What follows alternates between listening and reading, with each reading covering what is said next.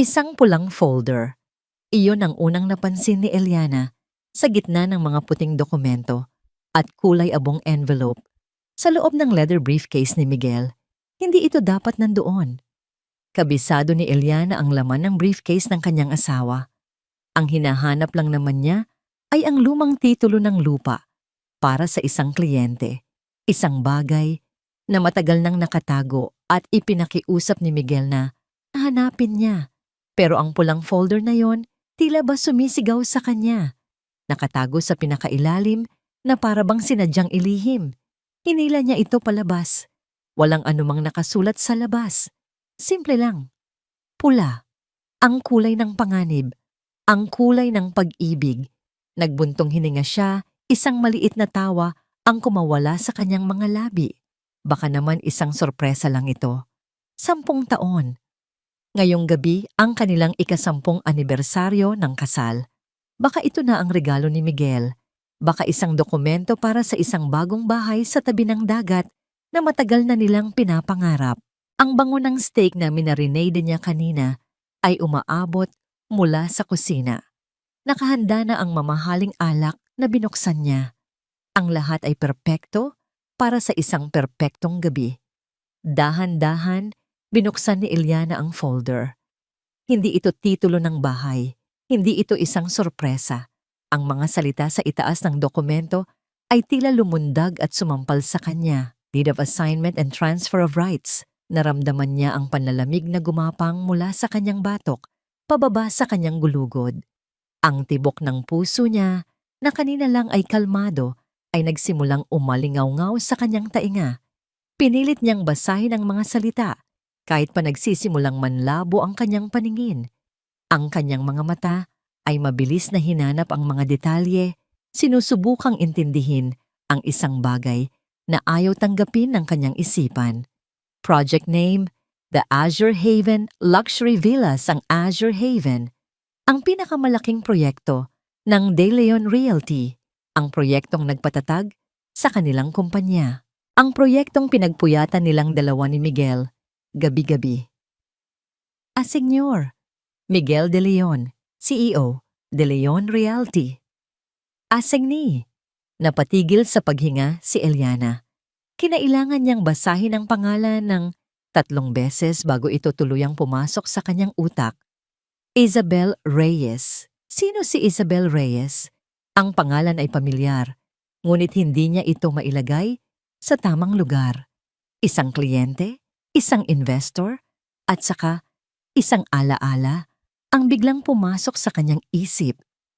1 linggo na ang nakalipas sa isang party ng kumpanya. Ipinakilala siya ni Miguel sa bago nitong executive assistant, isang babaeng mas bata na may mga matang puno ng ambisyon at isang ngangiting hindi umabot sa mga mata nito. Isabel, hindi maaari. Nanginginig ang kanyang mga kamay habang binabasa niya ang mga sumusunod na talata. Ang bawat salita ay parang isang pako na ibinabaon sa kanyang puso. Ang paglipat ng pagmamay-ari ng buong proyekto na magkakabisa. Upon the finalization of the annulment or legal separation of the marriage between Miguel De Leon and Eliana Salvador, ang hangin sa silid ay tila naubos, hindi siya makahinga. Paghihiwalay.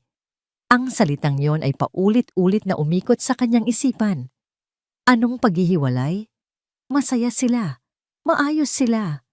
Ngayong gabi ang kanilang anibersaryo at sa pinakailalim ng pahina, ang huling dagok na tuluyang pumatay sa kanyang kaluluwa.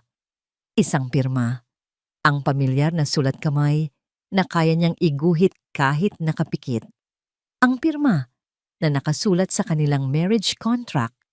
Ang pirma na nakasulat sa bawat birthday card na ibinibigay nito sa kanya. Miguel De Leon. Nabitawan niya ang mga dokumento. Ang mga papel ay nagsikalat sa sahig na parang mga tuyong dahon sa taglagas. Napayuko si Eliana, napaluhod. Ang kanyang lakas ay biglang nawala. Ang kanyang mga kamay ay nanlalamig. Ang kanyang dibdib ay sobrang sikip na parang may isang kamay na humihigpit dito. 10 taon. 10 taon ng pagmamahal, ng tiwala, ng pagsasakripisyo. 10 taon para lang dito, biglang nagring ang kanyang cellphone na nasa ibabaw ng mesa. Ang pangalan ni Miguel ay lumabas sa screen na may kasamang litrato nilang dalawa na masayang magkayakap sa isang beach. Tumunog ito ng tumunog. Ang masayang ringtone ay tila isang pangiinsulto sa kanyang pagdurusa. Hindi niya ito kayang sagutin. Anong sasabihin niya? Paano siya magpapanggap na walang alam? Hinayaan niyang mamatay ang tawag. At sa katahimikan na sumunod, isang butil ng luha ang pumatak mula sa kanyang mata. Tumama sa makintab na sahig. Sinundan ito ng isa pa at isa pa, hanggang sa narinig niya ang tunog ng sasakyan ni Miguel na pumarada sa garahe. Narinig niya ang pagbukas ng pinto sa ibaba. "Eli darling, I'm home!" Ang boses niya. Masaya. Walang kamalay-malay. Nanigas si Eliana sa kanyang kinauupuan sa sahig ng kanilang home office na papaligiran ng mga pira-pirasong katibayan ng kanyang kataksilan. Sa isang kamay, hawak niya ang isang malaking palumpon ng mga rosas. Sa kabilang banda, hawak ni Eliana ang basag niyang puso. "Ellie? Nasaan ka, mahal?" Masiglang tawag muli ni Miguel mula sa hagdanan. Ang kanyang mga yapak ay papalapit ng papalapit. Sa isang iglap, bago pa man makatapak si Miguel sa loob ng silid, kumilos si Eliana. Ang adrenaline na dulot ng takot at pagtataksil ay bumuhay sa kanyang nanlalamig na katawan. Mabilis niyang pinulot ang mga nagkalat na papel, isinilid ang mga ito pabalik sa pulang folder, at itinago sa ilalim ng isang makapal na libro sa pinakamababang estante ng aparador. Akto. Bumukas ang pinto at pumasok si Miguel. Ang kanyang mukha ay puno ng pagmamahal.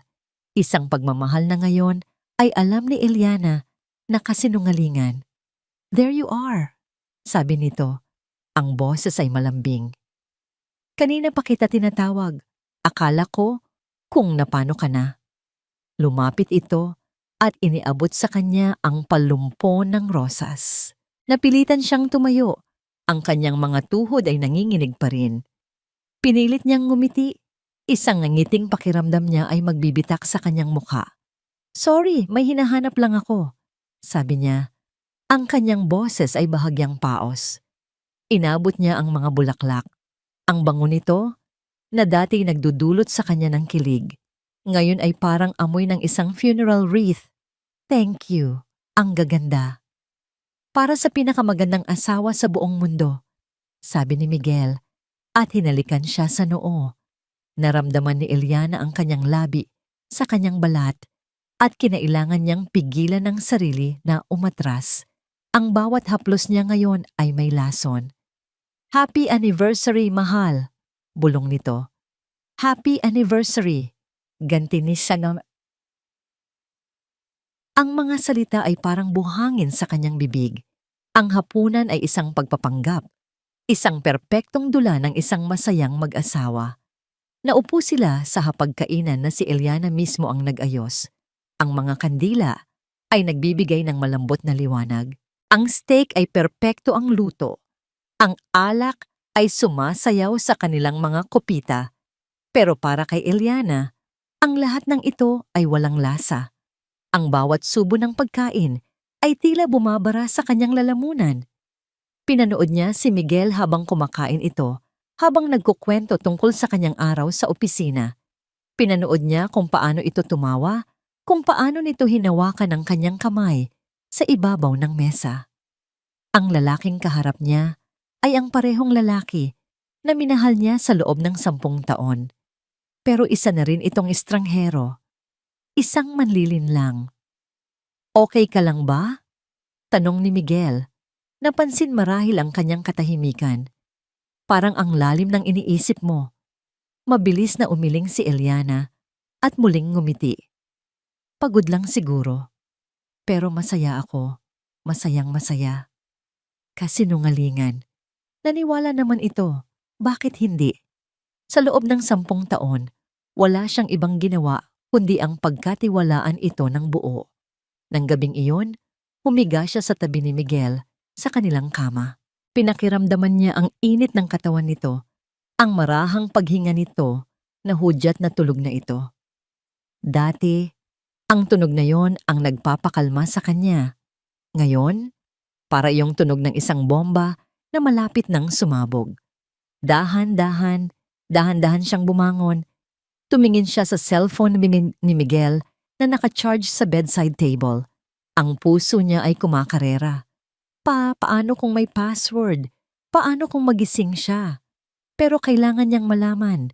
Kailangan niya ng kumpirmasyon.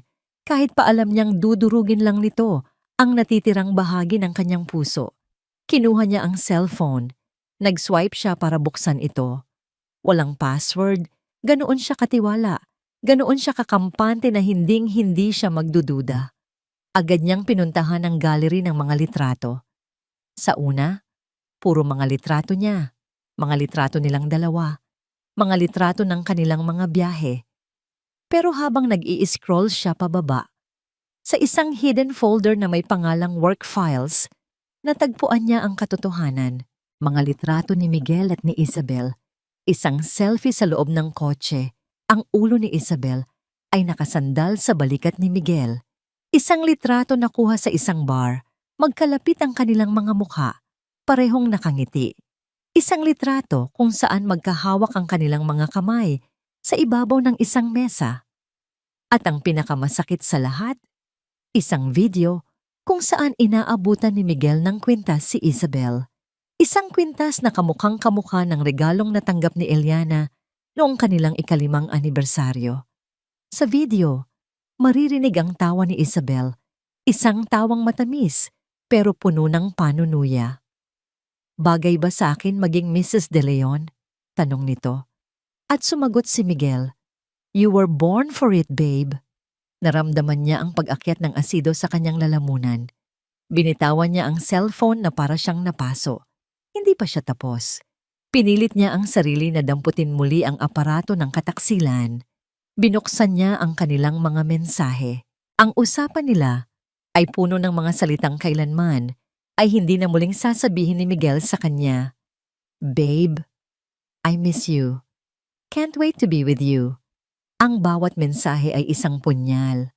Isabel, kailan mo ba kasi sasabihin sa kanya? Pagod na akong magtago. Miguel, malapit na babe. Konting tiis na lang. I'm just finalizing the transfer of the last major asset. Isabel, the Azure Haven? Good.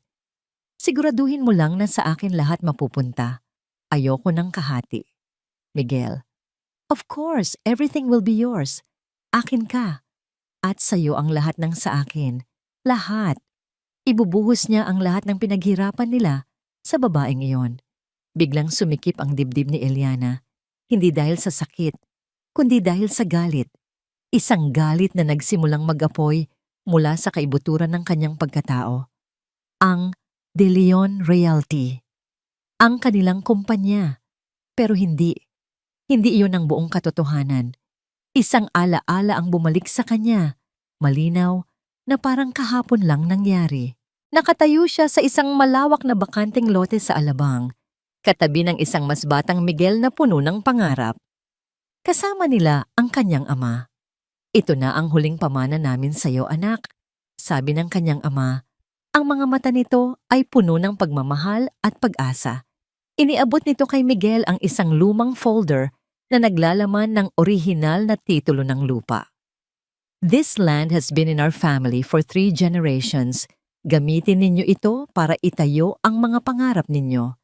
Tumingin ang ama niya kay Miguel, isang tinging may halong pagtitiwala at babala. Alagaan mo ang anak ko, Miguel, at ang lupang ito. Huwag mo siyang sasaktan. Pangako po, tito, hinding-hindi. Sagot ni Miguel. Hawak ang kamay ni Eliana. Sa lupang iyon itinayo ang kanilang unang proyekto. Iyon ang naging pundasyon ng De Leon Realty. Ang diwa ng kumpanya ay hindi galing sa pangalan ni Miguel, kundi sa dugo at pawis ng mga ninuno ni Eliana. At ngayon, ang lalaking nangako sa kanyang ama ay siya ring lalaking unti-unting ninanakaw ang pamnang iyon. Piraso bawat piraso. Hindi na niya kaya. Mabilis ngunit maingat niyang ibinalik ang cellphone sa bedside table. Tumayo siya at naglakad papasok sa banyo. Nilock ang pinto. Sumandal siya sa malamig na kahoy, pinipigilan ng isang hikbi na gustong kumawala. Tumingin siya sa kanyang refleksyon sa salamin. Ang babaeng nakatingin pabalik ay wasak. Ang mga mata ay namumugto. Ang mukha ay namumutla. Pero sa likod ng mga luhang yon, isang bagong kislap ang nagsimulang mabuo. Isang kislap ng determinasyon. Kinuha niya ang sariling cellphone. Nanginginig ang mga daliri niya habang hinahanap ang isang pangalan sa kanyang contacts. Marco. Ang kanyang matalik na kaibigan mula pa noong kolehiyo. Isang abogado. Ang nag-iisang tao na mapagkakatiwalaan niya sa mga oras na ito. Nagring ito ng 2 beses bago sumagot. Eli, napatawag ka? It's almost midnight, sabi ng inaantok na boses sa kabilang linya. Hindi siya nakapagsalita agad. Isang nanginginig na hininga lang ang lumabas sa kanya. Ellie, are you there? Umiiyak ka ba? Nagbago ang tono ni Marco, naging alerto at puno ng pag-aalala. Anong nangyari? At doon na bumuhos ang kanyang mga luha, mga hikbing sinubukan niyang gawing tahimik para hindi magising ang halimaw sa kabilang kwarto. Marco, bulong niya, ang boses ay basag. Nasaan ka? Pupuntahan kita. Wag, mabilis niyang sabi. Wag kang pupunta dito. Pero, kailangan ko ng tulong mo. Anything, Eli. Sabihin mo lang. Do you need a lawyer? Makikipaghiwalay ka na ba? Napapikit si Eliana. Huminga siya ng malalim. Hinugot ang lahat ng lakas na natitira sa kanya. Iminulat niya ang kanyang mga mata. Nakatitig sa wasak na babae sa salamin. Tulungan mo ako. Nabasag muli ang kanyang boses, pero sa pagkakataong ito, may diin. May bagsik. Hindi para makipaghiwalay. Tulungan mo akong bawiin ang lahat. Isang maliit at halos walang taong coffee shop sa isang eskinita sa Quezon City. Ito ang lugar na pinili ni Marco. Malayo sa mga matang mapanghusga ng Makati. Malayo sa mundo ni Miguel de Leon. Dumating si Eliana na nakasuot ng simpleng blusa at pantalon, walang kolorete sa mukha, at nakatago sa likod ng malalaking salamin sa mata. Ang babaeng pumasok sa loob ay ibang-iba sa eleganteng Eliana Salvador na kilala ng lahat. Siya ay isang anino. Isang babaeng dala-dala, ang bigat ng buong mundo sa kanyang mga balikat. Nakaupo na si Marco sa isang sulok. May 2 tasa ng kape na naghihintay. Tumayo ito nang makita siya. Ang mukha ay puno ng pag-aalala. Hindi siya nito niyakap. Sa halip, marahan itong hinawakan ng kanyang siko at inalalayan siya paupo, na para bang isa siyang babasaging salamin na anumang oras ay maaring mabasag. Salamat sa pagpunta. Basag ang boses ni Eliana. Palagi, Ellie. Alam mo yan. Sagot ni Marco. Ang kanyang boses ay mahinahon ngunit matatag. Ngayon, sabihin mo sa akin ang lahat. Mula sa simula. At ikinuwento niya. Ikinuwento niya ang tungkol sa pulang folder, ang kontrata, ang pangalang Isabel Reyes. Ikinuwento niya ang mga litrato at mensahe sa cellphone. At habang nagsasalita siya, inilabas niya mula sa kanyang bag ang mga photocopies ng kontrata na nagawa niyang kunin kaninang madaling araw habang mahimbing na natutulog si Miguel. Kinuha ni Marco ang mga papel. Habang binabasa niya ito, nakita ni Eliana ang pagbabago sa kanyang mukha. Ang pag-aalala ay napalitan ng di makapaniwalang tingin at pagkatapos ay ng isang malamig na galit. Nagsalubong ang kanyang mga kilay at tumigas ang kanyang panga. Hindi ito ang reaksyon ng isang kaibigan lamang. Ito ang reaksyon ng isang profesional na nakakita ng isang malinaw na krimen. Ang kapal ng mukha niya, bulong ni Marco, ibinaba ang mga papel. Hindi lang ito kataksilan, Ellie. Ibang level na to. Tumango si Eliana. Isang luha ang muling dumaloy sa kanyang pisngi. Kaya kailangan kita, Marco. Kailangan ko ng pinakamagaling na annulment lawyer para makuha ko ang nararapat sa akin. Tumingin sa kanya si Marco, isang tingin na hindi niya inaasahan. Doon ka nagkakamali, Ili. Napakunot ang noo ni Eliana. Anong ibig mong sabihin? Una, hindi mo kailangan ng annulment lawyer. Sabi ni Marco, umayos ng upo at sumandal. Kasi hindi na ako annulment lawyer. Matagal na. Parang binuhusan ng malamig na tubig si Eliana. Ano? Pero, akala ko, I shifted my practice years ago. Pagpapatuloy ni Marco, ang kanyang boses ay nagkaroon ng bigat at autoridad. I investigate financial crimes, corporate fraud, money laundering, asset concealment. Yan ang mundo ko ngayon at itong ginagawa ni Miguel. Sabi niya, tinuro ang mga dokumento. This isn't just infidelity that can be settled by dividing assets. This is calculated, deliberate fraud. Natigilan si Eliana. Isang bagong pinto ang biglang nagbukas sa kanyang isipan. Isang pinto na hindi niya alam na naroroon. Ang plano niya ay simpleng makipaghiwalay at lumaban para sa kanyang share. Ngunit ang sinasabi ni Marco ay iba. Isang bagay na mas malalim, mas mapanganib, at mas makapangyarihan. Fraud? Ulit niya. Oo. Ang paglipat ng mga conjugal assets sa isang third party bago ang isang legal separation na may malinaw na intensyon na itago ito mula sa asawa ay isang krimen. Paliwanag ni Marco. Ang arogansya niya ang magiging kahinaan niya. Iniisip niyang isa kang simpleng may bahay na walang alam sa negosyo.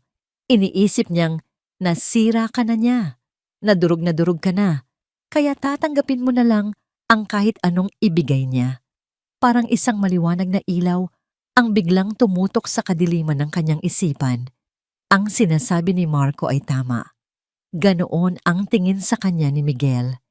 Isang palamuti, isang asawang sunod-sunuran. Kaya yun ang gagamitin natin laban sa kanya. Sabi ni Marco, ang kanyang mga mata ay nag-aapoy sa ideya. His arrogance is his blind spot. He thinks you've already broken down, so we'll use that. Paano? Tanong ni Eliana. Ang kanyang boses ay halos pabulong, ngunit sa kauna-unahang pagkakataon, mula kagabi, may bakas na ito ng pag-asa.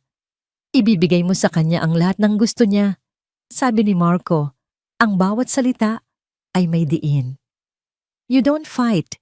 You don't argue. You surrender. Magiging isa kang asawang wasak, na ang tanging gusto na lang ay makalaya sa sakit. Sasabihin mong ayaw mo ng kahit anong ari-arian dahil nagpapaalala lang ito sa kanya. Hahayaan mo siyang ilipat ang lahat. Sa pangalan ni Isabel Reyes, naramdaman ni Eliana ang takot na gumapang sa kanyang dibdib. Kaya ko ba yon? Ang magpanggap? Kailangan mong kayanin, mariing sabi ni Marco. Bawat dokumentong pipirmahan mo, bawat pag-uusap ninyo, bawat paglilipat ng pera, lahat yan ay magiging ebidensya. Ako ang bahala sa likod. I will gather everything. We will build a case so strong, so airtight, that by the time he realizes what's happening, it will be too late. Hindi lang natin babawiin ang para sa'yo, Eli. Sisirain natin sila. Isang katahimikan ang namagitan sa kanila. Pinoproseso ni Eliana ang lahat. Ang plano ay mapanganib at nangangailangan ng lakas ng loob na hindi niya alam kung meron siya. Ngunit nang maalala niya ang mukha ni Isabel sa mga litrato, ang mga salita sa kanilang mga mensahe, ang pangako ni Miguel sa kanyang ama, nawala ang takot. Napalitan ito ng isang bagay na mas matindi, determinasyon. Tumingin siya kay Marco. Sige, gawin natin. Umalis si Eliana sa coffee shop na may bagong bigat sa kanyang dibdib. Hindi na ito ang bigat ng kalungkutan, kundi ang bigat ng isang misyon. Habang naglalakad siya pabalik sa kanyang sasakyan, napatingin siya sa kanyang refleksyon sa isang salamin ng bintana ng tindahan. Nakita niya ang babaeng pagod at may namumugtong mga mata. Pero sa likod ng lahat ng yon, may bago sa kanyang tingin. Isang talim, isang lamig. Ang Eliana na umiyak buong gabi sa sahig ng banyo ay wala na. Ang babaeng nakatayo ngayon ay nagsisimula ng maging isang mandirigma. Inayos niya ang kanyang damit, itinuwid ang kanyang likod. Pumasok siya sa kanyang sasakyan at huminga ng malalim. Oras na para umarte. Pagdating niya sa bahay, nadatnan niya si Miguel sa sala. Nagbabasa ng dyaryo, umiinom ng kape, na para bang isang normal na umaga lang. Naglakad siya papalapit. Ang bawat hakbang ay may bigat. Huminto siya sa kanyang harapan. Naramdaman ni Miguel ang kanyang presensya at ibinaba nito ang dyaryo. "Ellie, good morning! Saan ka galing?" Tanong nito, nakangiti. Hindi siya ngumiti pabalik. Hinayaan niyang makita nito ang pamumugto ng kanyang mga mata. Hinayaan niyang manginig ng bahagya ang kanyang mga labi. Ang unang yugto ng dula ay magsisimula na. "Miguel," sabi niya, ang kanyang boses ay maingat na pinahina at pinuno ng pighati. "Kailangan nating mag-usap." Ang katahimikan sa pagitan nila ay mabigat. Halos pwedeng hiwain ng kutsilyo. Ang nangiti ni Miguel ay dahan-dahang nawala. Napalitan ng pagkalito habang tinititigan niya ang mukha ni Eliana. Isang mukha na walang emosyon na parang isang maskara ng kalungkutan. "Anong pag-uusapan natin?" Tanong ni Miguel. Ibinaba ang tasa ng kape. "May problema ba, mahal?" Ang salitang mahal ay tumusok sa kanyang puso pero hindi niya ito ipinahalata. Sa halip na sumagot, dahan-dahan siyang naglakad papunta sa coffee table. Mula sa bulsa ng kanyang pantalon, inilabas niya ang ilang piraso ng papel na nakatupi. Hindi ito ang kontrata. Ito ay isang bagay na mas personal, isang bagay na mas masakit. Inilatag niya ang mga ito sa ibabaw ng makintab na kahoy. Mga litratong ipinrint niya mula sa cellphone ni Miguel kaninang madaling araw. Ang selfie sa kotse, ang magkahawak kamay sa restaurant, ang halos magkadikit nilang mga mukha sa bar. Nakita ni Eliana ang pagbabago sa mukha ni Miguel habang tinitingnan nito ang mga larawan. Ang pagkalito ay naging pagkabigla. Pagkatapos ay pagkakasala.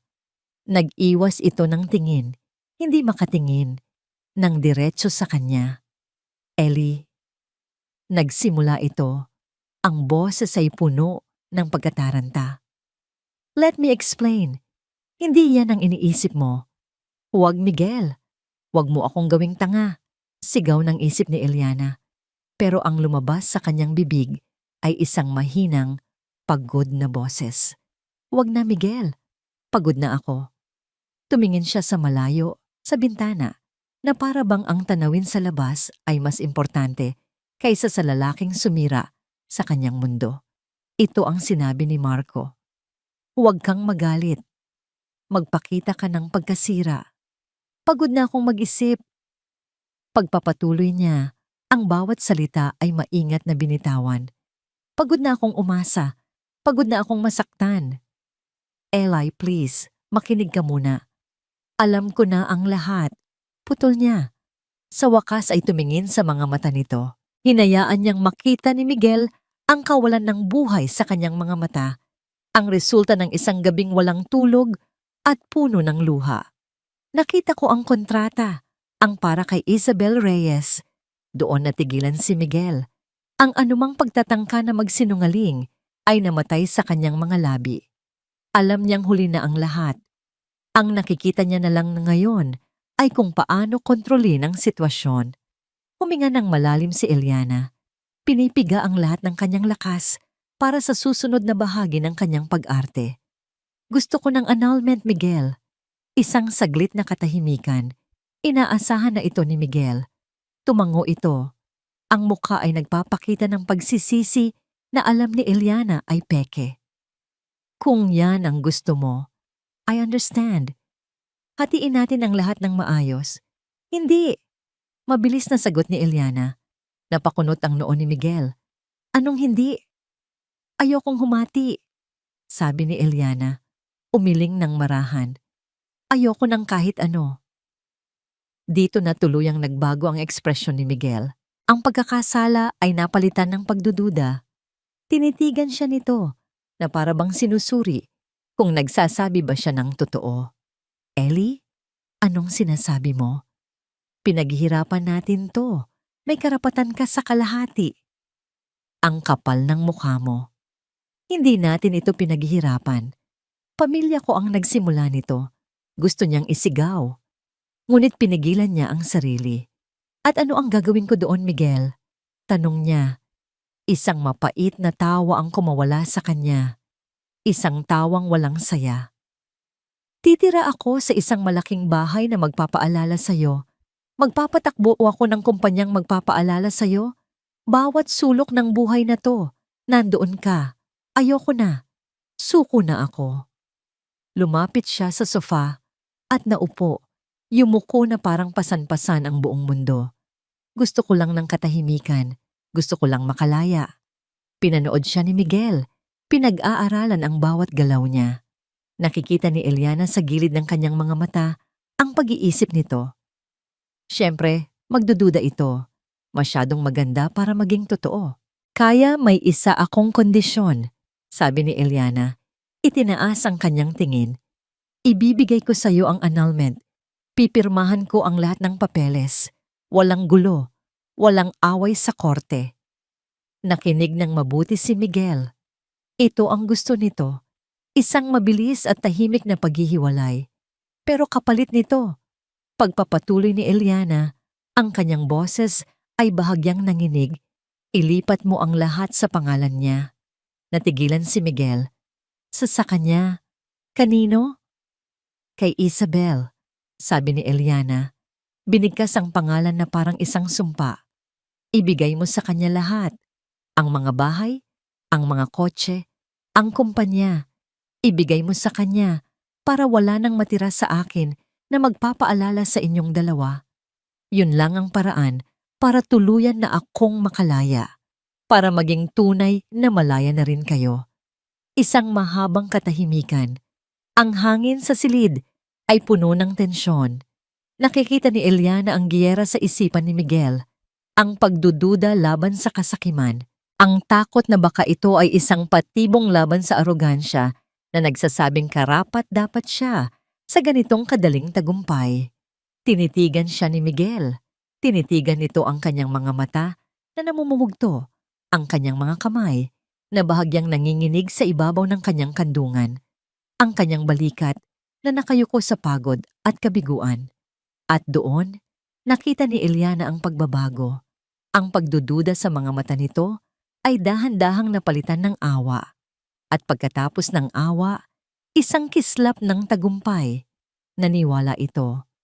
Naniwala ito dahil ito ang gusto niyang paniwalaan, na si Eliana ay mahina, na nasira niya ito ng lubusan, na ang babaeng minsan niyang minahal ay sumuko na ng tuluyan. Tumayo si Miguel at marahang lumapit sa kanya. Lumuhod ito sa kanyang harapan at hinawakan ng kanyang mga kamay. Malamig. Tulad ng puso nito. Eli, I'm so sorry, sabi nito. Ang boses ay puno ng pekeng pagsisisi. Patawarin mo ako. Kung yan ang magpapalaya sa'yo, gagawin ko. Tumango lang si Eliana, hindi makapagsalita. Baka kung ano pa ang masabi niya. Halos masuka siya sa kanyang pag-arte, sa paghawak nito sa kanya. Sige na, bulong niya. Umalis ka na. Pumasok ka na sa trabaho. Kailangan kong mapag-isa. Hinalikan ni Miguel ang kanyang kamay bago tumayo. Okay, I'll call my lawyer. Aayusin ko na ang lahat. Tumalikod na ito at naglakad paalis. Naghintay si Eliana hanggang sa marinig niya ang pagsara ng pinto sa labas at ang tunog ng paalis na sasakyan. Nang siya na lang ang mag-isa sa katahimikan ng bahay, doon lang siya huminga ng malalim.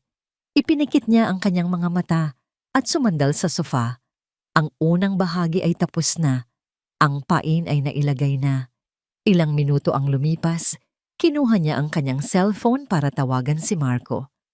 Ngunit bago pa man niya ito magawa, isang tawag ang pumasok. Si Miguel, hindi niya ito sinagot. Ngunit maya-maya, Isang text message ang dumating. Binuksan niya ito. Miguel, my lawyer will start drafting the transfer documents tomorrow. I love you, Eli, and I'm sorry. Kasinungalingan. Lahat kasinungalingan. Isinara na sana niya ang cellphone nang biglang may pumasok na isa pang text mula pa rin kay Miguel. Mukhang nagkamali ito ng pinadalhan. Isang mensahe na malinaw na para sa iba. Miguel, it worked. It went better than I expected.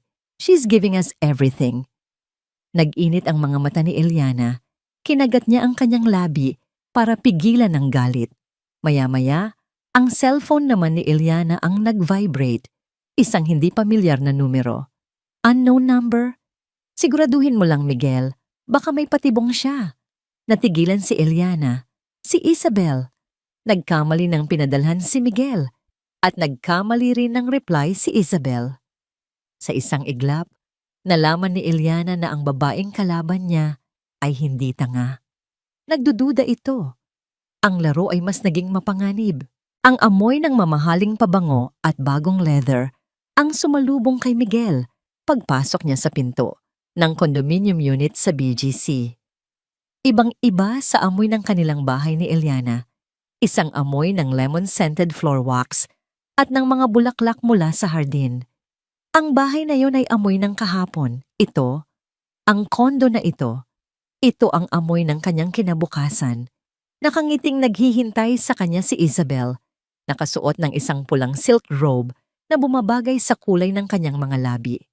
Lumapit ito at yumakap sa kanya ng mahigpit.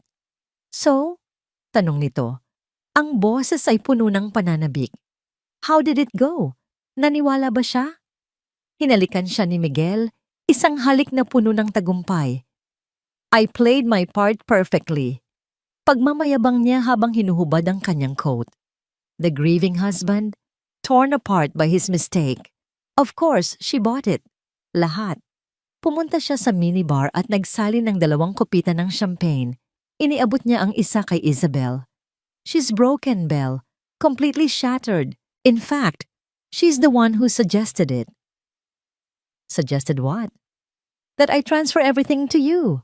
Sabi ni Miguel, isang ngisi ang gumuhit sa kanyang mukha. Para daw wala nang magpapaalala sa kanya sa akin. She's giving us everything on a silver platter. Tinaas ni Isabel ang kanyang kilay, may bahid ng pagdududa. Masyadong madali, Miguel. Yung text ko sa'yo kanina, seryoso ako. What if it's a trap? Tumawa si Miguel. A trap? From Eliana? Belle, please. Kilala ko ang asawa ko. She's a good woman, a good wife. But she's not a fighter. Wala siyang alam sa negosyo. She spent the last 10 years arranging flowers and planning dinner parties. Wala siyang kakayahang gumawa ng patibong. Itinaas niya ang kanyang kopita. To us. To our new life. To our new empire. Itinaas din ni Isabel ang kanyang kopita. Ngunit ang pagdududa ay hindi pa rin nawawala sa kanyang mga mata. To us, sabi nito, at uminom sila. Pagkatapos ng ilang sandali ng pag-uusap at pagpaplano, biglang tumayo si Isabel. Wait here, sabi nito. May ipapakita ako sa'yo. Isang bagay na mas magpapatibay sa desisyon mo. Pumasok ito sa banyo. Narinig ni Miguel ang pagbukas ng isang cabinet. Ang isip niya ay lumipad pabalik kay Eliana. Isang maliit na bahagi niya ang nakaramdam ng kirot. 10 taon. Hindi biro ang 10 taon. Naalala niya ang itsura nito kanina. Ang pamumugto ng mga mata, ang panginginig ng mga kamay. Nasaktan niya ito. Lubos. Pero mabilis niyang iwinaksi ang isiping iyon. Kailangan to, sabi niya sa sarili. Si Eliana ay naging komportable. Naging boring. Ang apoy sa pagitan nila ay matagal nang naging abo. Si Isabel naman, si Isabel ay apoy mismo. Ambisyon, pagnanasa, buhay. Lumabas si Isabel mula sa banyo. Sa kanyang kamay, may hawak siyang isang puting bagay. Ano yan? Tanong ni Miguel. Hindi ito sumagot. Inilapag lang niya ito sa ibabaw ng glass table sa kanyang harapan. Isang pregnancy test. At sa maliit na bintana nito, 2 malinaw na linya. Positibo. Natigilan si Miguel. Tumingin siya mula sa test papunta sa mukha ni Isabel. Totoo ba to? Tumango si Isabel at sa kauna-unahang pagkakataon, nakita ni Miguel ang isang tunay na kislap ng vulnerabilidad sa mga mata nito. Last week ko pa nalaman, hinihintay ko lang ang tamang panahon para sabihin sa'yo. Hinawakan nito ang kanyang kamay. Miguel, magkakaanak na tayo. Isang pamilya. Ang salitang iyon ay umalingaw-ngaw sa isip ni Miguel. Isang anak, isang tagapagmana, ang isang bagay na hindi na ibigay sa kanya ni Eliana sa loob ng 10 taon. Biglang bumalik sa kanyang alaala ang isang imahe mula sa nakaraan. Isang mas batang Eliana, ang mga mata ay nagniningning habang hawak-hawak ang blueprint ng kanilang unang proyekto. "We'll build a legacy, Miguel," sabi nito noon. Isang bagay na maipapamana natin sa mga anak natin. Ang kirot ay bumalik. Mas matindi sa pagkakataong ito. Isang pangakong napako. Ngunit nang tumingin siya sa 2 linya sa pregnancy test at sa nag-aabang na mukha ni Isabel, ang kirot ay napalitan ng isang bagong damdamin. Pag-asa. Katuwiran. Ito na ang hudyat. Ito ang nagpapatunay na tama ang kanyang desisyon. Hindi na ito tungkol sa pagnanasa lang. Tungkol na ito sa pagbuo ng isang tunay na pamilya. Ang pamilyang hindi na kayang ibigay ni Eliana. Isang malapad na ngiti ang sumilay sa kanyang labi. Tumayo siya at niyakap si Isabel ng mahigpit. "This changes everything," bulong niya. "We have to speed things up." Kinabukasan, nasa opisina na siya ng kanyang abogado, si Attorney Mendoza, isang matandang lalaki na matagal nang nagsisilbi sa kanya. "I want you to draft the transfer documents for all my major assets," sabi ni Miguel. Ang kanyang boses ay puno ng awtoridad na parang isang haring nag-uutos sa kanyang nasasakupan. "The house in Forbes, the condo in Rockwell, the fleet of cars, and all my shares in De Leon Realty. I want everything transferred to a one Isabel Reyes." Napatigil sa pagsusulat si Attorney Mendoza. Itinaas nito ang kanyang salamin at tinitigan si Miguel na may pagtataka. "Miguel, are you sure about this?" Si Eliana. "Eliana and I are separating. She agreed to this. In fact, she requested it," sabi ni Miguel.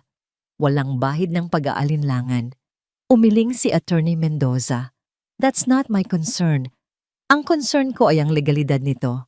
Sir, ang paglipat ng lahat ng assets bago ang divorce ay maaaring ituring na fraudulent. Delikado po ito." Tinaasan lang siya ni Miguel ng kilay. Ang babala ng abogado ay parang hangin lang sa kanyang tainga. "Fraudulent only if she contests it, and she won't. I told you, she wants out. She's tired. Just get it done, Mendoza." "But sir, the legal repercussions? I'll handle the risks." Putol ni Miguel. Ang kanyang boses ay matigas at pinal. "Just do your job. I want the first set of documents on my desk by tomorrow." Tumayo siya. Inayos ang kanyang mamahaling suit. Pakiramdam niya ay nasa tuktok siya ng mundo. May bago siyang pamilya. Malapit nang maging kanya ang isang bagong buhay. At walang sino man, kahit ang batas, ang makakapigil sa kanya. Ang conference room ng De Leon Realty ay malamig. Laging malamig.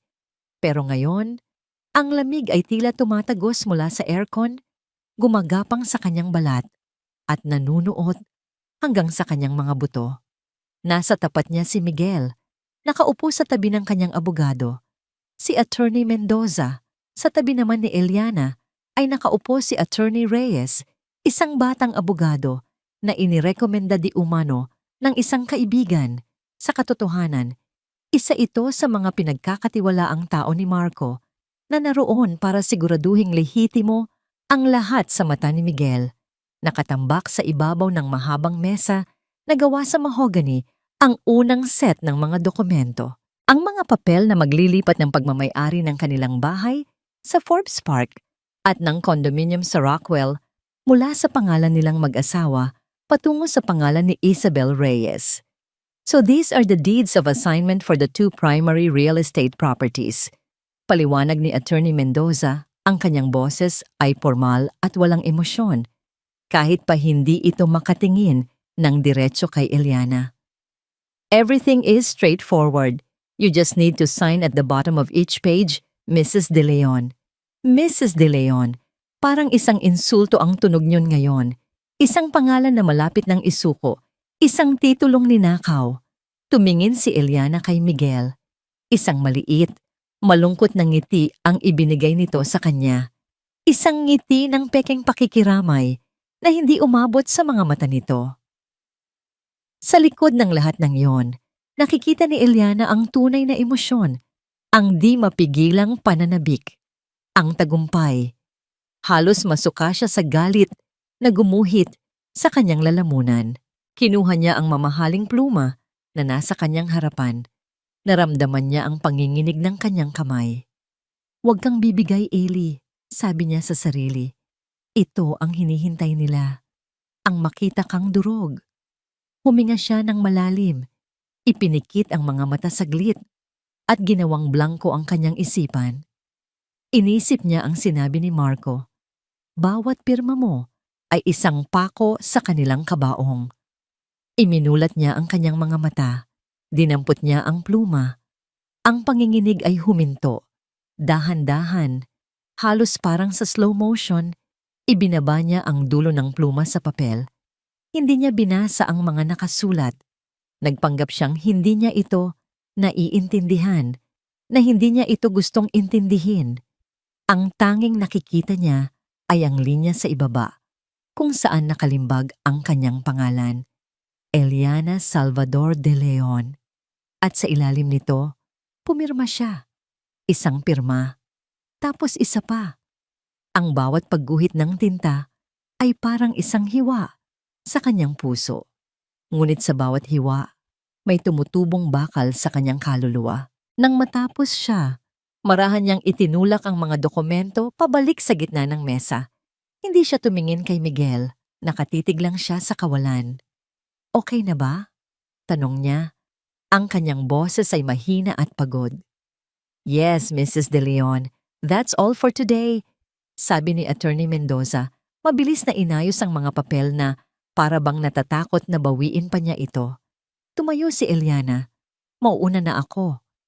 Hindi na niya hinintay ang sagot ni Miguel. Mabilis siyang tumalikod at naglakad palabas ng silid. Ang bawat hakbang ay may bigat. Naramdaman niya ang mga mata ni Miguel na nakasunod sa kanyang likuran. Mga matang puno ng awa at pagtatagumpay. Pagpasok niya sa kanyang kotse sa parking lot, doon lang niya hinayaang bumagsak ang kanyang maskara. Sumandal siya sa manibela at huminga ng malalim. Pinipigilan ang mga luhang nagbabadyang tumulo. Hindi ito oras para umiyak. Kinuha niya ang kanyang cellphone at mabilis na pinikturan ang kopya ng mga dokumentong ibinigay sa kanya ni Attorney Reyes. Ipinadala niya ito sa isang secure na email address. Pagkatapos ng ilang minuto, tumawag si Marco. "Natanggap ko na," sabi nito mula sa kabilang linya. "Magaling, Eli. You did great. Isa na itong malinaw na ebidensya ng fraudulent transfer na idagdag ko na sa file." "Marco, ang hirap," aminado ni Eliana. Ang kanyang boses ay nanginginig. "Ang hirap tingnan ng mukha niya. Ang saya-saya niya habang pinipirmahan ko ang pagkawala ng lahat. Alam ko, Eli, pero isipin mo na lang ang mukha niya kapag ang ipinipirmahan na niya ay ang police report," sabi ni Marco. At sa unang pagkakataon, sa loob ng ilang araw, isang maliit na ngiti ang sumilay sa labi ni Eliana. Malapit na yan. Konting tiis na lang. Ang mga sumunod na araw ay isang paulit-ulit na bangungot. Nagpatuloy ang sayaw ng mga dokumento, ang paglipat ng mga bank account, ang pag-asay ng mga stock certificate, ang pag-liquidate ng mga investment. Bawat isa ay nangangailangan ng kanyang pirma. At sa bawat pagpirma, lalong lumalapad ang ngiti ni Miguel At lalong tumitibay ang kaso ni Marco. Ang mga gabi ang pinakamahirap. Umuuwi siya sa isang bahay na hindi na niya nararamdamang kanya. Natutulog siya sa isang kama na malamig at malawak. Si Miguel ay madalas nang hindi umuuwi, palaging may dahilan. Overtime sa opisina, meeting kasama ang mga kliyente. Alam ni Eliana kung nasaan ito. Alam niyang kasama nito si Isabel sa kanilang bagong mundo na itinayo mula sa mga abo ng mundo ni Eliana. Sa mga gabing iyon, sa gitna ng katahimikan, ang galit ang tanging nagpapanatili sa kanyang pagiging buo. Paulit-ulit niyang binabalikan ang alaala ng kanyang ama, ang tiwala sa mga mata nito, ang pagsasakripisyo ng kanyang pamilya, at ang lahat ng yon ang nagiging panggatong sa apoy ng kanyang paghihiganti. Isang hapon, habang nag-aayos siya ng mga lumang gamit sa isang kahon, bahagi ng kanyang pag-arte, na naghahanda na siyang umalis, biglang tumunog ang doorbell. Nagulat siya. Hindi siya nag-e-expect ng bisita. Naglakad siya papunta sa pinto. Iniisip na baka delivery lang. Pagbukas niya ng pinto, natigilan siya. Nakatayo sa kanyang harapan si Isabel Reyes. Nakasuot ito ng isang mamahaling puting bestida. Ang buhok ay perpektong nakaayos. Ang muka ay may magaan ngunit perpektong makeup. Tumingin ito sa kanya mula ulo hanggang paa at pagkatapos ay sa loob ng bahay sa likuran niya. "Hi Eliana," sabi nito. Isang matamis ngunit puno ng kahulugang ngiti ang nasa kanyang mga labi. "Napadaan lang ako. I just wanted to see how you were doing." Sa likod ng mga salitang yon, nakita ni Eliana ang tunay na mensahe sa mga mata ni Isabel. Isang tingin na may halong awa at isang tingin ng di maikakailang pagtatagumpay. Nanigas si Eliana sa kanyang kinatatayuan. Ang kamay ay nakahawak pa rin sa doorknob. Ang hangin ay tila tumangging pumasok sa kanyang mga baga. Sa lahat ng posibleng mangyari, ito ang hindi niya pinaghandaan. Ang makita ang kalaban niya, nakatayo sa mismong pintuan ng kanyang tahanan.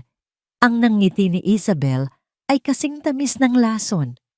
"Hindi mo ba ako papapasukin?" tanong nito. Ang boses ay malambing ngunit may diin, na para bang may karapatan itong pumasok. Napilitan si Eliana na humakbang paatras.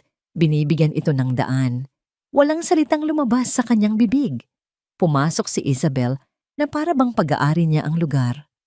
Ang kanyang mga mata ay mabilis na sinuri ang bawat sulok ng sala. Ang mga painting sa dingding na pinili ni Eliana. Ang mga porselanang vase na minana niya sa kanyang ina. Ang malambot na carpet na sabay nilang binili ni Miguel sa Turkey. "Ang ganda ng bahay ninyo," sabi ni Isabel. Hinahaplos ang likod ng isang velvet na upuan. "Malaki. May potential." "Potential? Anong ibig niyang sabihin?" "Maupo ka," sabi ni Eliana. Sa wakas ay nagkaroon ng boses, kahit pa ito'y mahina. Umupo si Isabel sa paboritong upuan ni Miguel. Umaktong reyna sa kanyang trono. Umupo naman si Eliana sa sofa. Sa tapat nito, pakiramdam niya ay isa siyang dayuhan sa sarili niyang pamamahay. "I know this is awkward," nagsimula si Isabel. Ang tono ay puno ng pekeng simpatya. "Pero gusto ko lang personal na makita kung okay ka lang. Nag-aalala si Miguel sa'yo. Palagi kanyang kinukwento." Kinuyom ni Eliana ang kanyang mga palad sa ilalim ng unan na nasa kanyang kandungan. Ang bawat salita ni Isabel ay isang kalkuladong insulto. "Gusto ko ring magpasalamat," pagpapatuloy nito. "Dahil sa pagiging understanding mo. Hindi lahat ng babae ay kayang palayain ang mahal nila ng ganito kadali. Hindi kita pinapalaya. Tinatali kita sa isang bitag na ikaw mismo ang gumawa." "Gusto ko lang matapos na ang lahat," sagot ni Eliana. Iniiwas ang tingin. "Naiintindihan ko," sabi ni Isabel. Tumingin ito sa paligid muli. "I'm thinking of changing the curtains. Siguro something lighter, mas modern. At itong mga painting medyo luma na. Maybe we can replace them with photographs. Mas personal, di ba? Doon na nagsimulang mag-init ang dugo ni Eliana. Ang bawat salita ay isang plano para burahin siya. Burahin ang kanyang alaala. Burahin ang 10 taon ng kanyang buhay sa bahay na ito. Bakit ka ba talaga nandito, Isabel? Tanong ni Eliana. Hindi na napigilan ang bahagyang talim sa kanyang boses. Ang nangiti ni Isabel ay bahagyang nawala. Tumingin ito sa kanya ng diretso at sa pagkakataong ito, ang pekeng simpatya ay napalitan ng isang malamig na katotohanan.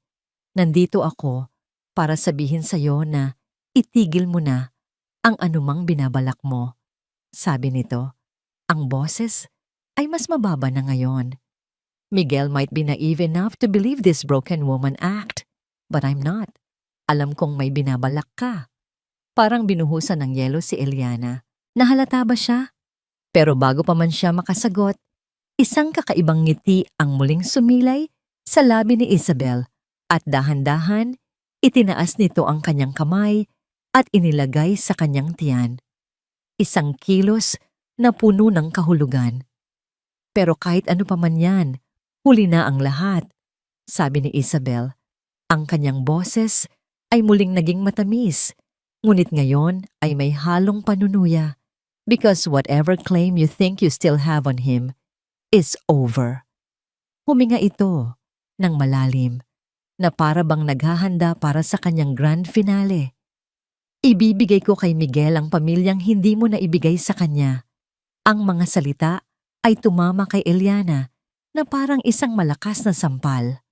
Ang hangin, ang tunog, ang kulay ng mundo, lahat ay tila nawala.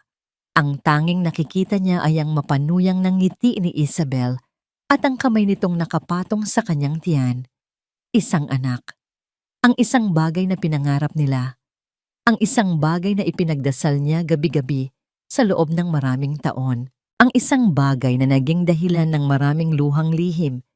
Isang nag-aapoy na galit ang biglang sumabog sa loob niya. Isang galit na napakatindi. Halos pisikal na niya itong nararamdaman. Gusto niyang tumayo. Gusto niyang sampalin ang nangiti sa mukha ng babaeng ito. Gusto niyang isigaw na lahat sila ay nagsisinungaling. Ngunit ang alaala ni Marco ay pumasok sa kanyang isip. He thinks you've already broken down, so we'll use that. Kaya't ipinikit niya ang kanyang mga mata. Siya ay umarte. Hinayaan niyang manginig ang kanyang mga labi. Hinayaan niyang bumagsak ang isang butil ng luha mula sa kanyang mata. Ikinuyom niya ang kanyang kamao sa ilalim ng unan. Ang kanyang mga kuko ay bumaon sa kanyang palad. Ang sakit ay nagsilbing angkla sa gitna ng nagngangalit na bagyo sa kanyang kalooban.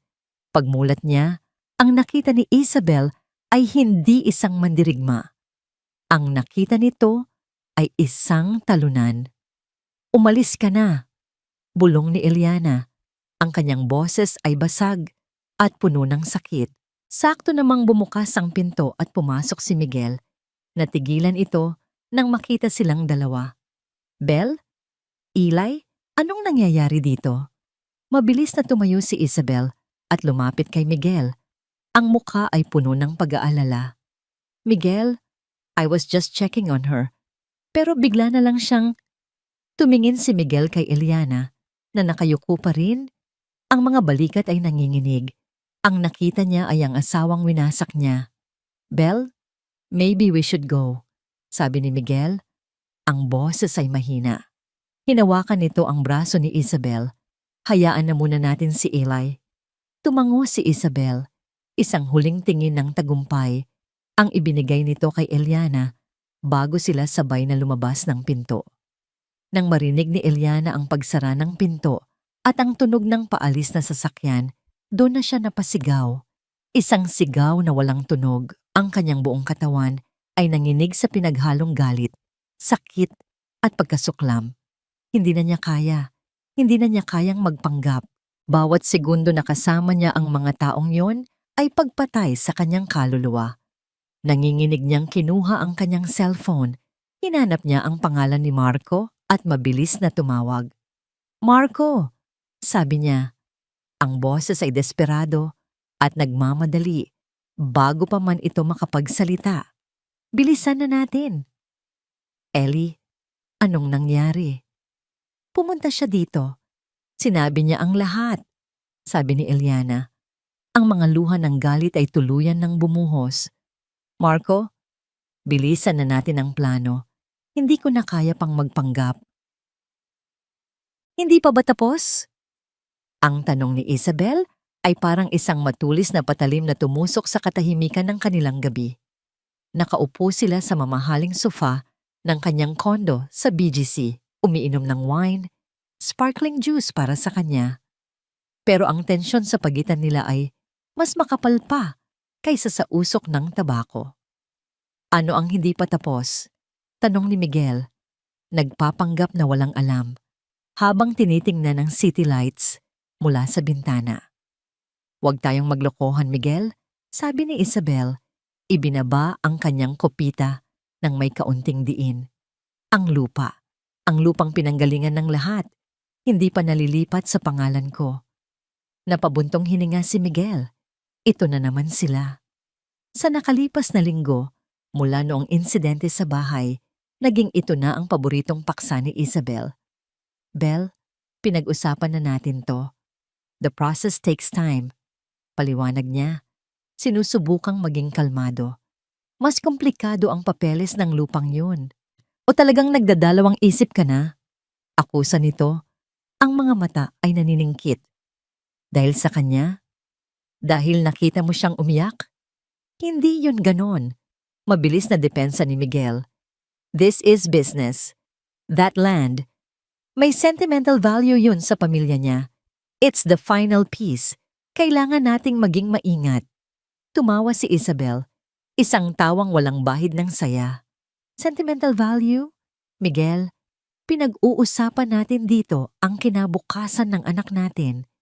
Iyong lupa ang pinaka-valuable asset ng buong kumpanya. Paano kung bigla siyang magbago ng isip? Paano kung may magpayo sa kanya na lumaban? Lahat ng pinaghirapan natin, mawawala. Lumapit ito sa kanya. Hinawakan ng kanyang mukha. Ayokong isipin ng anak natin na mas pinahalagahan ng tatay niya ang sentimiento ng ex-wife niya kaysa sa seguridad ng sarili niyang pamilya. Bawat salita nito ay isang perpektong kalkuladong bala. Ang anak nila, ang kinabukasan, ang pamilya. Alam ni Miguel na may punto siya. Ang lupang yon ang pundasyon. Habang nasa pangalan pa yon ni Eliana, meron pa rin siyang koneksyon sa kumpanya. Isang koneksyon na kailangan ng putulin ng tuluyan. Ang babala ni Attorney Mendoza ay umalingaw-ngaw sa kanyang isip. Delikado, fraudulent. Pero ang boses ni Isabel ay mas malakas. Ang pangako ng isang bagong simula ay mas nakakabighani. Tinitigan niya ang babaeng nasa harapan niya. Ang babaeng nagdadala ng kanyang anak. Tama siya. Tapusin na ang dapat tapusin. Okay, sabi niya. Sa wakas ay sumuko. Tatawagan ko si Mendoza bukas. Aayusin ko na. Kinabukasan, muli siyang naupo sa tapat ni Attorney Mendoza. Sa pagkakataong ito, ang mukha ng matandang abogado ay mas seryoso. Walang anumang pag-aalinlangan. Miguel, I strongly advise against this, sabi nito. Ang kanyang mga kamay ay magkasalikop sa ibabaw ng mesa. Ang mga naunang paglipat, maaari pa nating ipaglaban sa korte bilang gifts or settlements. Pero ito, ang ancestral land ng pamilya Salvador, ito ang puso ng kumpanya. Ang paglipat nito bago ang annulment, ito ay isang malinaw na bandila ng pandaraya. It's corporate suicide. I told you, she won't contest it. Maring sabi ni Miguel, naiinis na sa pagiging negatibo ng kanyang abogado. Hindi natin alam yan, giit ni Mendoza. Maaring ngayon ay hindi siya lumalaban, pero paano bukas? O sa susunod na buwan, kapag nawala na ang sakit at pinalitan na ng galit? Miguel, bilang abogado mo at kaibigan ng pamilya mo, nakikiusap ako. Huwag mong gawin to. Pero ang isip ni Miguel ay sarado na. Ang nakikita na lang niya ay ang finish line, ang tagumpay. Just prepare the papers, Mendoza, sabi niya. Ang kanyang boses ay malamig at pinal. That's an order. Walang nagawa ang abogado, kundi ang mapabuntong hininga at tumango. As you wish, sir. Kinahapunan, habang pauwi mula sa isang meeting, nagpasya si Miguel na dumaan sa alabang. Gusto niyang makita ang lupang naging dahilan ng lahat ng ito. Ang huling piraso. Mula sa malayo, nakita niya ang malawak na lote. Sa isang sulok nito ay nakatayo pa rin ang maliit na bahay bakasyonan ng mga Salvador, kung saan madalas silang mag-weekend ni Eliana noong mga unang taon nila. At sa hardin sa tabi ng bahay na yon, may nakita siyang isang pamilyar na figura. Si Eliana. Ihininto niya ang sasakyan sa di kalayuan. Pinanood niya ito. Nakaluhod ito sa lupa. Nag-aalis ng mga damo sa paligid ng mga rosas na itinanim ng kanyang ina. Ang parehong mga rosas na paborito nito. Nakasuot ito ng simpleng damit pambahay. Ang buhok ay nakatali lang. Walang bakas ng glamorosang Mrs. De Leon. Ang nakikita niya ay si Ellie, ang Ellie na nakilala niya. Isang alaala ang biglang bumalik. Ang araw na ipinangako niya sa ama nito na aalagaan niya si Eliana at ang lupang ito. Isang matinding kirot ng konsensya ang biglang tumama sa kanya. Isang pakiramdam na matagal na niyang hindi naramdaman. Saglit, nag-isip siya, tama ba talaga to? Pero mabilis na pumasok sa kanyang isipan ang imahe ni Isabel, ang 2 linya sa pregnancy test, ang kinabukasan. This is a necessary sacrifice, sabi niya sa sarili. Pinapatay ang anumang natitirang duda. Kailangan niyang alisin ang huling koneksyon sa nakaraan para mayakap ng buo ang hinaharap. Kinagabihan, pag-uwi niya, dala na niya ang isang kulay kapeng envelope. Nadatnan niya si Eliana sa sala, nag-aayos ng mga libro sa isang kahon. Ang itsura nito ay pagod na pagod. Ellie? Tawag niya. Tumingin ito sa kanya. Ang mga mata ay walang buhay. Inilapag niya ang envelope sa mesang nasa pagitan nila. Ito na, sabi niya. Ang huli. Kinuha ni Eliana ang mga dokumento. Binuksan niya ito. Nakita ni Miguel ang bahagyang panginginig ng mga kamay nito habang tinitingnan ang titulo ng lupa ng kanyang pamilya. Isang saglit. Akala niya ay magagalit ito. Sisigaw. Pero wala. Isang malalim na buntong hininga lang ang pinakawalan nito. Inilapag nito ang mga papel at kumuha ng isang pluma. Ngunit bago ito pumirma, tumingin ito sa kanya. Isang tingin na puno ng isang emosyong hindi niya mabasa. Pagkatapos nito, tapos na talaga. Di ba, Miguel? Tanong nito. Ang boses ay basag. Tumango si Miguel, kahit pa may kakaibang bigat sa kanyang dibdib. Inabot niya ang pluma. Iniabot sa kanya ang instrumento ng kanyang ganap na kalayaan at ng kanyang ganap na kapahamakan. Pirmahan mo na lang ito, Eli. Sabi niya, sinisikap na maging malumanay at magiging malaya na tayong dalawa. Nakatitig si Eliana sa dokumentong nasa kanyang harapan. Ang mga salita ay lumalangoy sa kanyang paningin, deed of absolute sale. At sa ilalim nito ang technical description ng lupang minana niya sa kanyang mga ninuno. Ang bawat numero, bawat sukat, ay parang isang patalim na humihiwa sa kanyang pagkatao. Sa kanyang kamay, hawak niya ang pluma na iniabot ni Miguel. Malamig, mabigat. Kasing bigat ng desisyon na kailangan niyang gawin. Ito na ang huling piraso. Ang pinakamasakit. Tumingin siya kay Miguel na nakatayo sa di kalayuan, naghihintay. Ang kanyang mukha ay isang pinaghalong awa at pagkainip. Gusto na nitong matapos ang lahat para makatakbo na ito pabalik sa bago nitong buhay. Gawin mo na, Ellie, sabi ng isang bahagi ng kanyang isip. Ang boses ni Marco. Ito na ang huling ebidensya. Ito ang tatapos sa kanila. Pero ang puso niya ay sumisigaw. Huwag. Ito ang pamana sa'yo. Ito ang alaala ng iyong ama at ina. Bumalik sa kanyang alaala ang mga hapon na ginugol niya sa hardin. Kasama ang kanyang ina, itinuturo sa kanya ang pangalan ng bawat bulaklak. Naalala niya ang kanyang ama. Itinuturo sa kanya ang mga puno ng mangga na ito mismo ang nagtanim. Ang lupang ito ay hindi lang isang ari-arian. Ito ay isang lalagyan ng mga alaala, isang testamento ng pagmamahal ng kanyang pamilya. At ngayon, ililipat niya ito sa pangalan ng babaeng sumira sa lahat ng iyon. Isang luha ang pumatak mula sa kanyang mata. Tumama sa papel, malapit sa linya kung saan siya pipirma. Mabilis niya itong pinunasan, natatakot na baka mabura ang tinta ng kanyang kapahamakan. Huminga siya ng malalim, isang nanginginig na hininga. Itinaas niya ang pluma. Sa huling pagkakataon, tiningnan niya si Miguel. Ngumiti siya. Isang nangiting mapait, isang nangiting talunan. Sana maging masaya ka, sabi niya. At pagkatapos ay ibinaba niya ang pluma. Ang tunog ng dulo ng ballpen na gumuguhit sa papel ay umalingaw-ngaw sa katahimikan ng silid. Isinulat niya ang kanyang pangalan, ang pirma na dati sumisimbolo sa kanyang pagkakakilanlan, ngayon ay simbolo na ng kanyang pagsuko. Eliana Salvador de Leon. Pag-angat niya ng pluma, pakiramdam niya ay may isang bahagi ng kanyang kaluluwa na naiwan sa papel na yon. Tapos na. Ibinigay na niya ang lahat. Itinulak niya ang dokumento papunta kay Miguel. Mabilis itong kinuha ng kanyang asawa na para bang natatakot na magbago pa ang kanyang isip. Salamat, Eli, sabi nito. Ang boses ay halos pabulong. May bahid ng guilt, ngunit mas nangingibabaw ang relief. Tumayo si Eliana.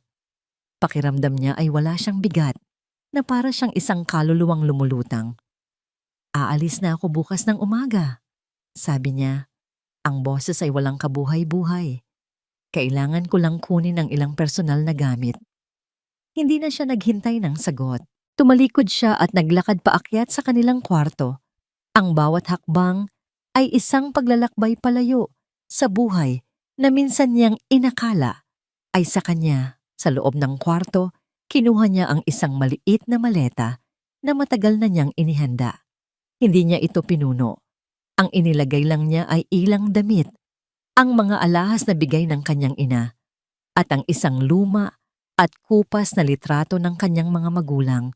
Pagkatapos, naupo siya sa gilid ng kama. Ang katahimikan ay nakakabingi. Tiningnan niya ang kanyang cellphone, oras na para tawagan si Marco. Ngunit hindi niya magawa. Pakiramdam niya ay natalo siya. Oo, ito ay bahagi ng plano. Oo, ito ang pinakamalakas na ebidensya. Ngunit sa sandaling ito, ang pakiramdam ng pagkatalo ay totoo. Ang sakit ay totoo. Ibinigay niya ang pamana ng kanyang pamilya. Ipinagkanulo niya ang tiwala ng kanyang ama. Kinuha niya ang kanyang cellphone at tinawagan si Marco. Hello, Eli? Sagot nito. Ang boses ay alerto. Pinirmahan ko na, sabi ni Eliana. Ang kanyang sariling boses ay parang hindi kanya. Ang lupa, wala na. Nasa kanya na lahat. Isang saglit na katahimikan sa kabilang linya. Eli, okay ka lang? Umiling si Eliana kahit pa hindi siya nakikita ni Marco. Pakiramdam ko natalo ako, Marco. Pakiramdam ko sinuko ko na ang lahat. Hindi, Eli. Hindi mo sinuko. Mariing sabi ni Marco. Ipinahiram mo lang at malapit na nating bawiin na may kasamang interes. Matapang ang ginawa mo. Malapit na. Konting tiis na lang. Pagkababa niya ng telepono, hinila niya ang kanyang maleta papunta sa pinto. Hindi na niya kayang manatili pa sa bahay na yon kahit isang gabi pa. Bawat sulok ay nangungusap. Bawat anino ay nagpapaalala ng mga kasinungalingan. Pagbaba niya sa hagdanan, wala na si Miguel. Malamang ay umalis na ito. Sabik na ibalita ang kanyang tagumpay sa tunay na reyna ng kanyang buhay. Mas mabuti na rin iyon. Huminto siya sa may pintuan at sa huling pagkakataon, nilingon niya ang kabuuan ng sala. Ang lugar kung saan sila nangangarap, nagtatawanan at nag-aaway. ang lugar na tinawag niyang tahanan sa loob ng 10 taon. Ngayon, isa na lang itong malamig at walang buhay na entablado ng isang trahedya. Isinara niya ang pinto sa kanyang likuran. Ang marahang pag-click ng lock ay tila isang hatol. Habang nagmamaneho siya palayo, ang mga ilaw ng bahay ay unti-unting lumiliit sa kanyang rearview mirror hanggang sa ito'y naging isang maliit na tuldok na lang bago tuluyang nilamon ng kadiliman. Sa kabilang banda ng lungsod, sa isang marangyang penthouse, ang tunog ng pag-pop ng bote ng champagne ay pumuno sa hangin. Nagawa natin! Sigaw ni Miguel. Itinaas ang kanyang kopita. It's done. Officially done. Lahat, Belle. Lahat ay sayo na. Ngumiti si Isabel. Isang nangiting abot-tenga. Kinuha niya ang kopita mula sa kamay ni Miguel. Hindi, mahal. Hindi sa akin. Sa atin. Hinalikan niya ito ng puno ng pagnanasa. To us. To our family. To De Leon Realty. No. To Reyes Realty. Tumawa sila pareho. Si Miguel, lasing sa tagumpay at champagne, ay pakiramdam na para siyang Diyos. Nakuha niya ang lahat ng gusto niya. Ang babae, ang yaman, ang kalayaan. Inilabas ni Isabel ang kanyang cellphone. Let's take a picture. Ang una nating gabi bilang mga hari at reyna ng imperyong ito. Nag-selfie sila. Ang kanilang mga mukha ay magkadikit. Ang mga ngangiti ay maningning. Sa likuran nila, ang kumikinang na city lights ng Maynila. Ang perpektong larawan ng tagumpay. Habang tinitingnan ni Isabel ang litrato, niyakap siya ni Miguel mula sa likuran, ipinatong ang mga kamay nito sa kanyang tiyan. Sa wakas, bulong ni Isabel sa sarili, ang kanyang mga mata ay nakatitig sa marangyang tanawin sa labas ng bintana. Akin na ang lahat ng ito. Ang hangin sa labas ng The Azure Haven ay malamig, ngunit sa loob ni Eliana ay may nag-aalab na apoy. Nakatayo siya sa dilim, sa dikalayuan, pinagmamasdan ang pinakapangunahing villa, ang master villa na dapat sana ay magiging kanila ni Miguel. Ang ilaw mula sa loob nito ay nagniningning na parang isang hiyas sa gitna ng gabi. Isang hiyas na ninakaw. Mula sa kanyang kinatatayuan, naririnig niya ang mahinang tunog ng musika at, paminsan-minsan, ang malakas na tawa ni Miguel. Ini-imagine niya ang eksena sa loob. Ang mamahaling champagne, ang mga ngiting mapanukso, ang pagdiriwang sa ibabaw ng mga guho ng kanyang buhay. Handa ka na ba? Ang boses ni Marcos sa kanyang tabi ay mahinahon.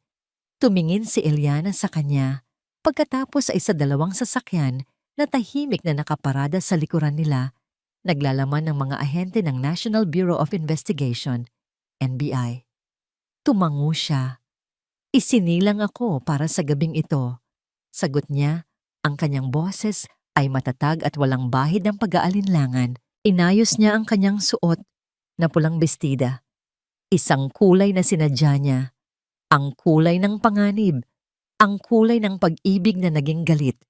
Naglakad siya papalapit sa malaking pinto ng villa. Ang kanyang mga takong ay marahang tumutunog sa aspaltadong daan. Isang tunog na parang martilyo ng isang hukom. Bawat hakbang ay isang hatol. Hindi siya kumatok. Dahan-dahan niyang itinulak ang pinto na sadya palang hindi nakalock. Sa loob, ang eksena ay eksakto sa kanyang inasahan. Si Miguel at Isabel ay nakaupo sa isang puting sofa, magkayakap, tumatawa habang tinitingnan ng isang bagay sa cellphone ni Isabel. Isang bote ng champagne ang halos wala ng laman sa mesang nasa kanilang harapan.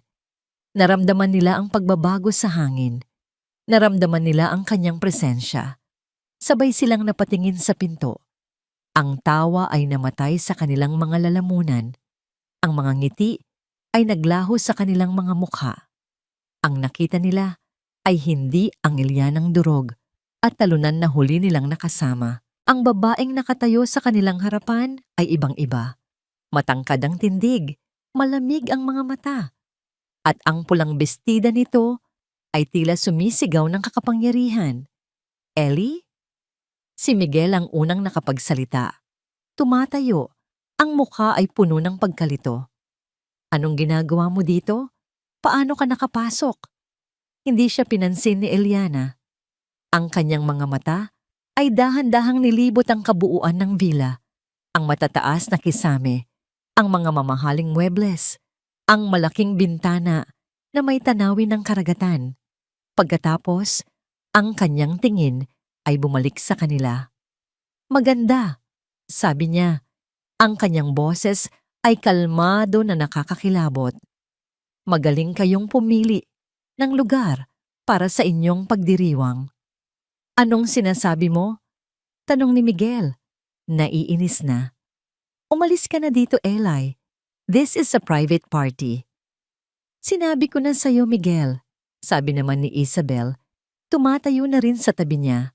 Ang mga mata ay nanlilisik. May binabalak siya. Ngumiti si Eliana.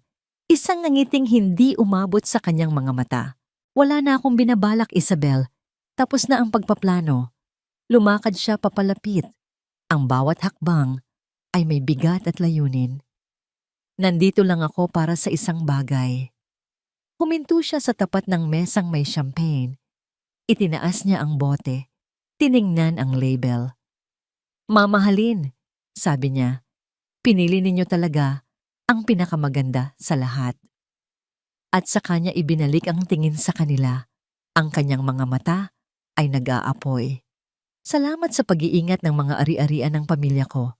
Sabi niya, ang bawat salita ay malinaw at may diin. Ngayon, oras na para bawiin ang mga ito. Bago pa man makapag-react si Miguel, bumukas ng maluwag ang pinto sa kanyang likuran. Pumasok si Marco na may kasamang dalawang lalaking nakasuot ng NBI vest. Miguel de Leon? Isabel Reyes?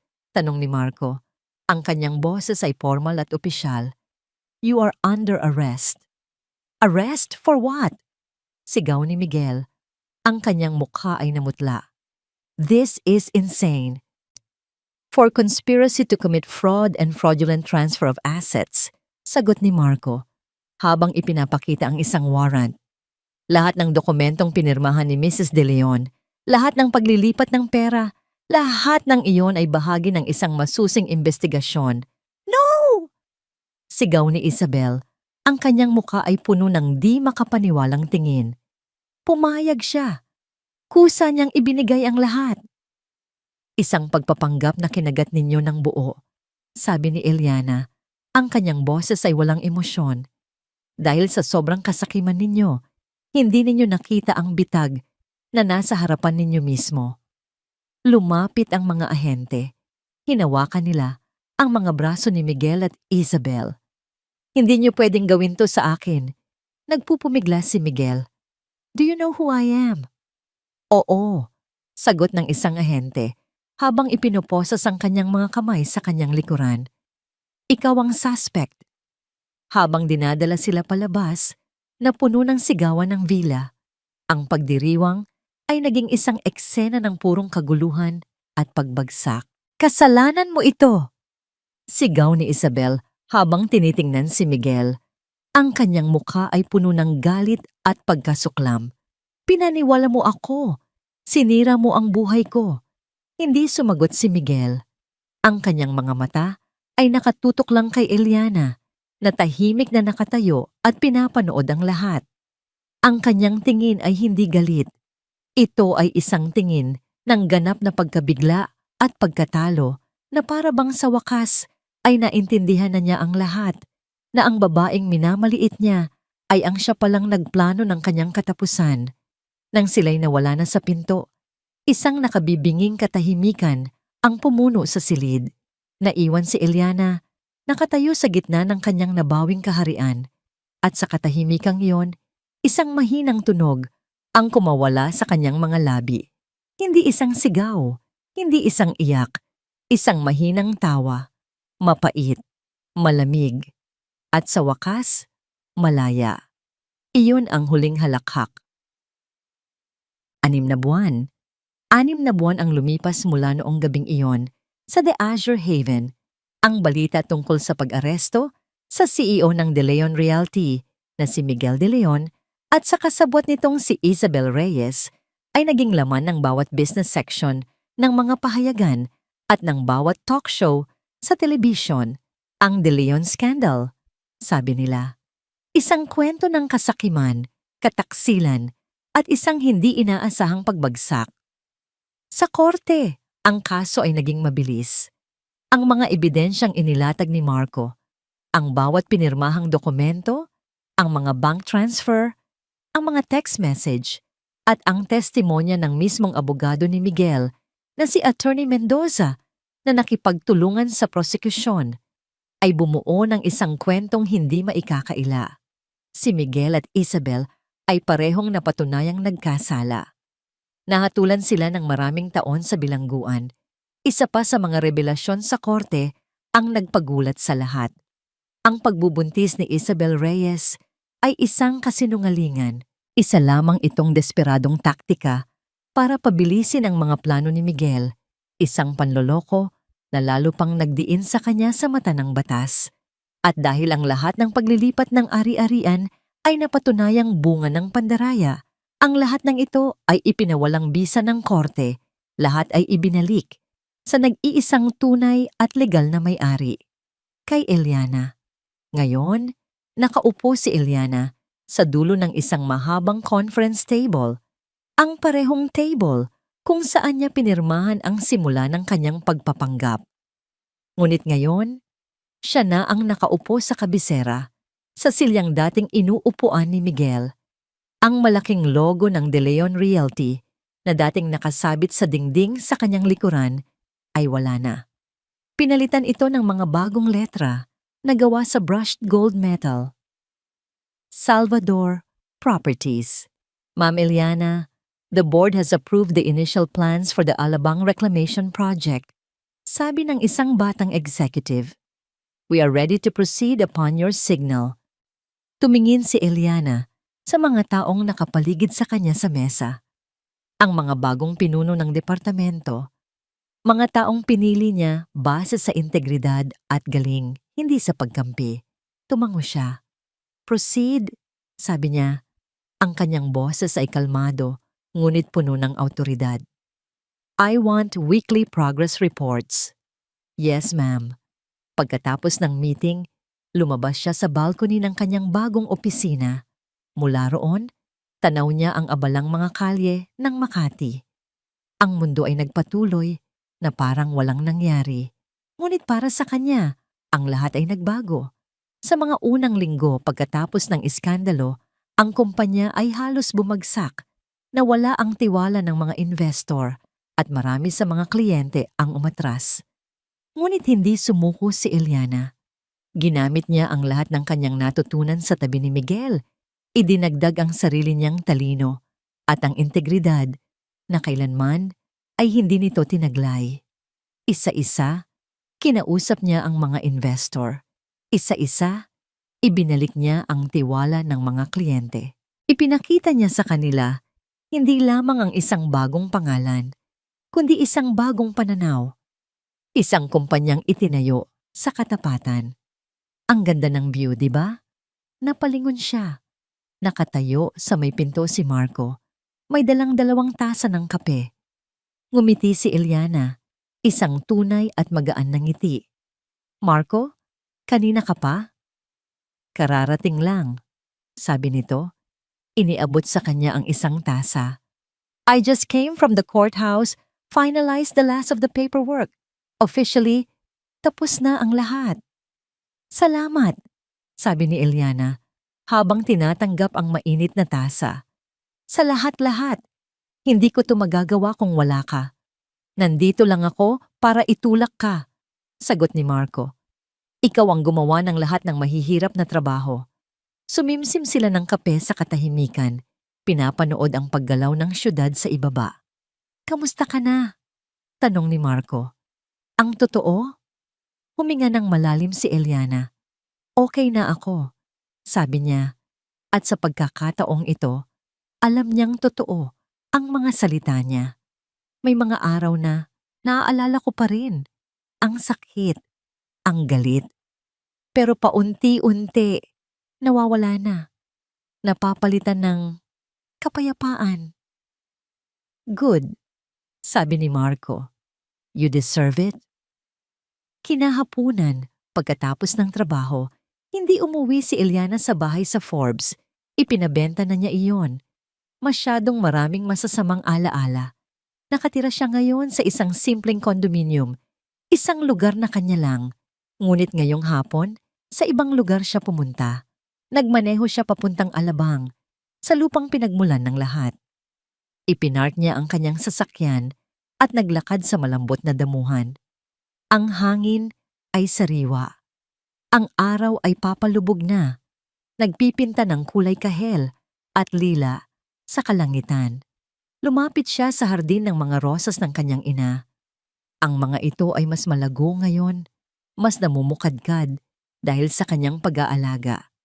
Hinaplos niya ang isang talulot ng pulang rosas. Hindi na ito ang kulay ng panganib o galit. Ito na muli ang kulay ng pag-ibig. Pag-ibig para sa kanyang pamilya. Pag-ibig para sa kanyang sarili.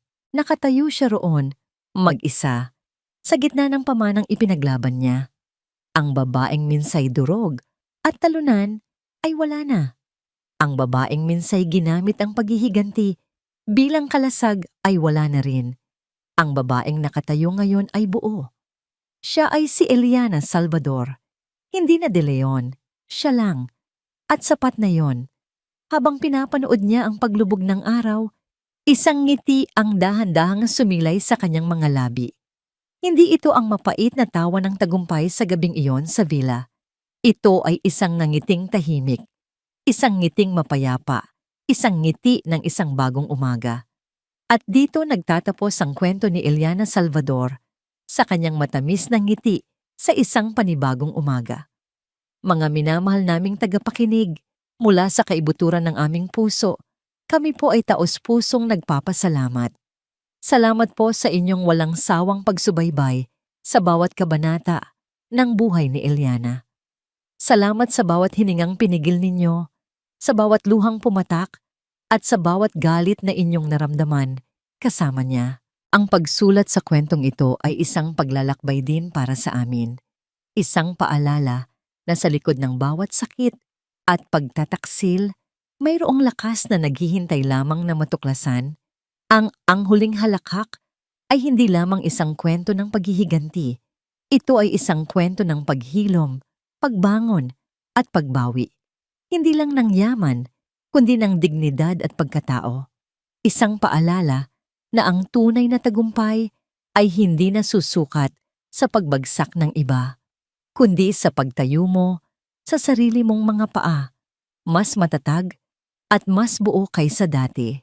Ngayon, nais po naming marinig ang inyong saloobin. Ano ang pinakapaborito ninyong eksena? Anong aral ang inyong natutunan?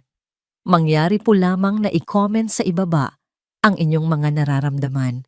Bawat isa po sa mga ito ay aming binabasa at pinahahalagahan hanggang sa muli nating pagkikita sa susunod na kwento.